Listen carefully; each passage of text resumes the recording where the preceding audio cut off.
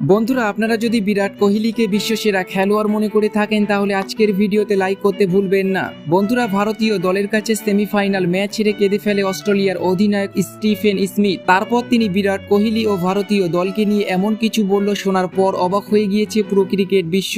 ভারতীয় দলের কাছে সেমিফাইনাল ম্যাচ হেরে কি বলেছে অস্ট্রেলিয়ার ক্যাপ্টেন স্টিফেন স্মিথ, দেখাবো তার সেই অবাক করা বয়ানের সম্পূর্ণ ভিডিও। তবে তার আগে আপনাদের কি মনে হয়, ভারতীয় দল কি পারবে চ্যাম্পিয়ন হতে? নিচে কমেন্ট করে আমাদের জানাতে ভুলবেন না। জমে উঠেছে ভারত ও অস্ট্রেলিয়ার মধ্যে চ্যাম্পিয়ন ট্রফির 2025-এর সেমিফাইনাল ম্যাচ।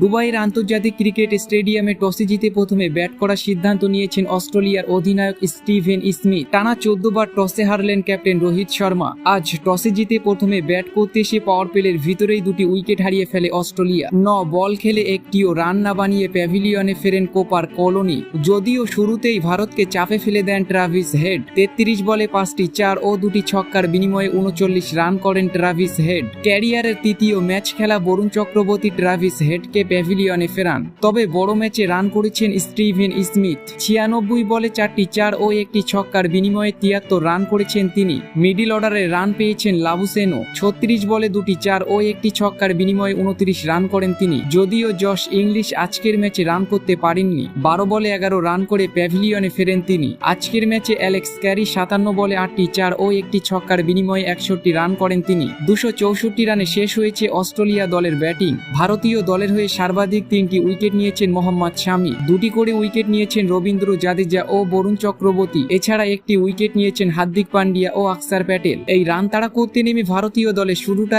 একদম ভালো হয়নি। 11 বল খেলে 8 রান করে আউট হয়ে যায় শুভমান গিল। তার উপর ভরসা করেছিল ভারতীয় দলের ভক্ত সমর্থকরা, কিন্তু তিনিও আজকের ম্যাচে বড় ইনিংস খেলতে পারেননি। 34 রানে একটি উইকেট হারিয়ে চাপে পড়ে যায় ভারতীয় দল। আজ রোহিত শর্মার ব্যাটিং দেখে সবাই মনে করেছিল তিনি বড় ইনিংস খেলবেন, কিন্তু 28 রানে শেষ হয় তার এই ইনিংস। 77 রানে 2টি উইকেট হারিয়ে বেশ চাপে পড়ে যায় ভারত। তখন মাঠে লড়াই করছিল বিরাট কোহলি ও শ্রেয়স আয়ার। আজকের ম্যাচে 45 রান করে আউট হয়ে যায় শ্রেয়স আয়ার, কিন্তু তখনও লড়াই করে যাচ্ছিল বিরাট কোহলি। 55 বলে নিজের অর্ধশত রান পূরণ করে নেন তিনি।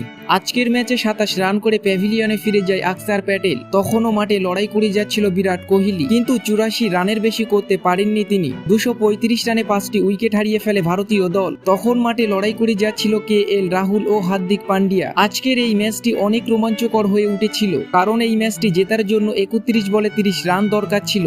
আর ভারতীয় দল এই ম্যাচটি জয় করে আরো একবার ICC টুর্নামেন্টের ফাইনালে পৌঁছে গিয়েছে। তারপর ভারতীয় দলের কাছে ম্যাচ হেরে কেঁদে ফেলে স্টিফেন স্মিথ। তারপর তিনি ভারতীয় দল ও বিরাট কোহলিকে নিয়ে অবাক করা বয়ান দিয়েছেন। তিনি তার বয়ানে বলেছেন, আমি আমার মুখের ভাষা খুঁজে পাচ্ছি না, কিভাবে বলবো এই ম্যাচটা আমরা কিভাবে হারলাম আমি ভেবে পাচ্ছি না। আজ বিরাট কোহলি আমাদের বিপক্ষে খুব সুন্দর পারফরমেন্স করেছে, তারই জন্য ভারতীয় দল এই ম্যাচটি জয় করতে পেরেছে। আমরা ভারতীয় দলকে হালকাভাবে নিয়ে ভুল করেছি। আমরা ভেবেছিলাম 2023 সালে ফাইনাল ম্যাচের মতো তাদেরকে হারাবো, কিন্তু ভারতীয় দল এমন ভাবে কামব্যাক করবে আমি কখনো ভাবিনি। আমাদের ভুলে আমরা আজকের ম্যাচটি হেরেছি। আমরা যদি সঠিক সময়ে বিরাট কোহলির উইকেট নিতে পারতাম তাহলে এই ম্যাচটি আমরা জয় করতে পারতাম। আমি অভিনন্দন জানাই ভারতীয় দলকে আরো একবার ICC টুর্নামেন্টে ফাইনালে যাওয়ার জন্য।